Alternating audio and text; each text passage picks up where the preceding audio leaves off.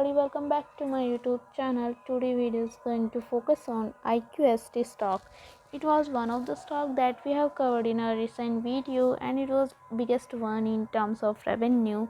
We thought let's have a look at them first, and after having done the analysis on them, we go to admit this a pretty interesting company with lots of interesting plans for the future. They want to grow their business significantly and the different ways that they want to achieve this. So we can easily see that the stock was trading at 0.50 US dollar, at 0.085 US dollar, growing with 1.73% positive gaining. In 5 days time frame, the stock was trading at 0.40% negative loss. In 1 month time frame, the stock was trading at 0.15 US dollar losses with 23.23% negative loss.